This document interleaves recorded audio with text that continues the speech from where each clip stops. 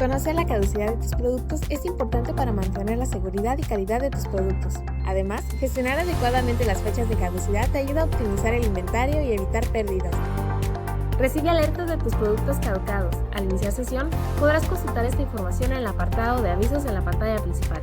Consulta la caducidad de tus productos en el módulo de Productos caducados. Puedes filtrar por fecha de vencimiento, por departamento o proveedor.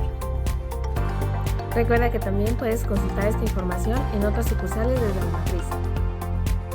Agrega un nuevo producto con lote y caducidad. Llena todos los campos. Al finalizar, selecciona la casilla "Este producto está sujeto a caducidad".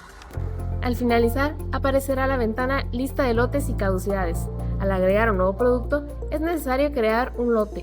Para hacerlo solo tienes que agregar la fecha de caducidad, el número de lote o número de serie y la cantidad.